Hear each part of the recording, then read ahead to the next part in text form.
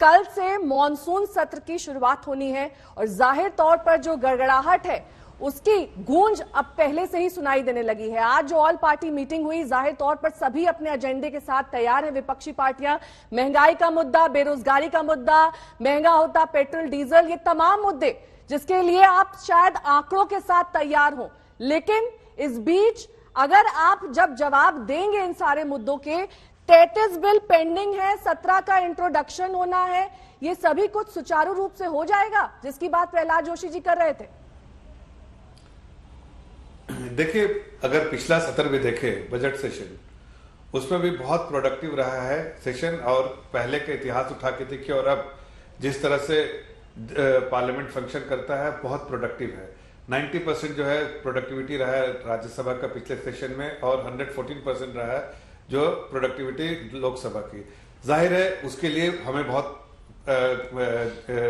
कोशिश करनी पड़ती है और ऑपोजिशन बेंच को भी साथ लेकर चलना पड़ता है। जैसा आदरणीय प्रधानमंत्री जी भी ने कहा, हमारे लीडर्स ने भी कहा, हमारे बड़े मंत्री ने भी, पार्लियामेंट्री अफेयर मिनिस्टर ने भी कहा, अभी साहब ने आपके, कि जो भी बातें करनी है हम मुद्दा पीसफुल एनवायरनमेंट में करेंगे।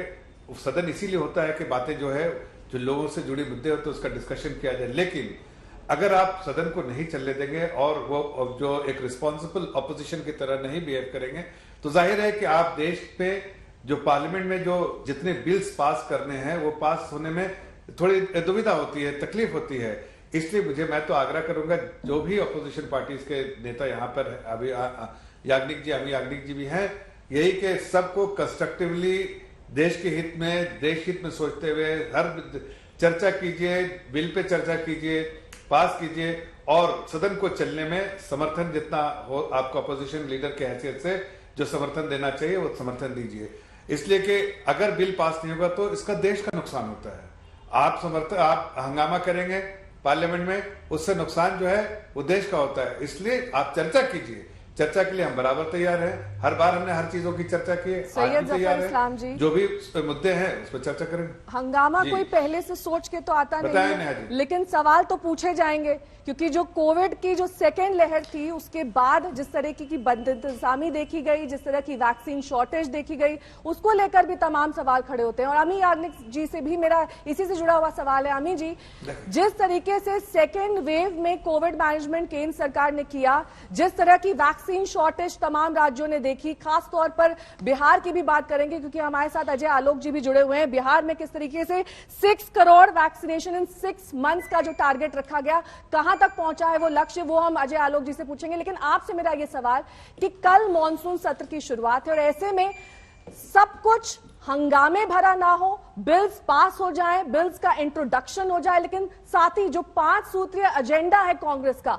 वो भी एक बहुत बड़ा मुद्दा है, क्योंकि ये 5 चीजें आम जनता से जुड़ी हुई हैं, उनकी जेब से जुड़ी हुई हैं, महंगाई से जुड़ी हुई है, पेट्रोल डीजल की बढ़ती बेतहाशा कीमतों से जुड़ी हुई हैं।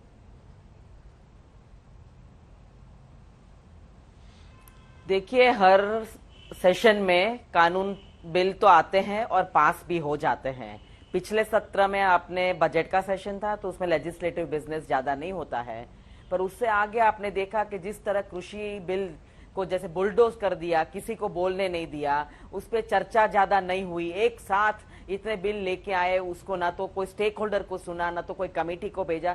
तो ये बात तो रहेगी कि विपक्ष कहेगा कि भाई हमें आराम से इस कानून पे सुनो, ये कानून हमारे लिए नहीं है, देश के लिए है, देश के किसानों के लिए। इतना सारा बताने के बाद भी ये इतनी जल्दबाजी में वो लेके आए, किसी की नहीं सुना, और हंगामा तो होएगा क्योंकि जो आते हैं वो रिप्रेजेंटेटिव होते हैं देश के नागरिक के, तो वो तो मुद्दा उठाएंगे कि भाई हमको वापस जाके हम क्या कहेंगे कि हमारी बात नहीं सुनी जाती है। तो ये एक माहौल आपने देखा कि नहीं सुनना विपक्ष को, ऐसे समझ लेना कि विपक्ष नहीं है, विरोधी पक्ष है, तो ये भी एक रवैया बहुत ठीक नहीं है। पर सबसे ज्यादा मुद्दा, इंपॉर्टेंट मुद्दा और बड़ा मुद्दा होगा वैक्सीन का। अभी जो सेकेंड वेव आई उसके बाद कई राज्यों में आज सेकेंड डोज नहीं मिल रहे, कई सेंटर्स बंद हो गए। पहले आरटीपीसीआर के सेंटर्स खुलते थे, वो टेस्ट नहीं होता था, वो बंद हो जाता था। अभी वैक्सीन नहीं मिल रही है, कई जगह पे लाइन में खड़े रहते हैं लोग, उनको वैक्सीन नहीं मिल रही है। आपने देखा वेंटिलेटर्स, ऑक्सीजन सप्लाई का क्या हाल हुआ, प्राइवेट हॉस्पिटल्स में क्या हुआ, बड़ी हॉस्पिटल में क्या हुआ, लोग मर गए, कोई आंकड़े नहीं मिल रहे हैं। तो ये मुद्दा सबके साथ 130 करोड़ लोगों के साथ जुड़ा हुआ है, हेल्थ की बात है, उनके जिंदा रहने की बात है। और कोरोना महामारी पूरे विश्व में है, बाकी देशों में सब जगह भी ये वैक्सीन दिया जाता है, पर हमारे वहां हमारी कंट्री, हमारा देश वैक्सीन में नंबर 1 था। वो आज अब हमारी वैक्सीन हमने और देशों को दे दी, तो सब सवाल तो पूछे जाएंगे।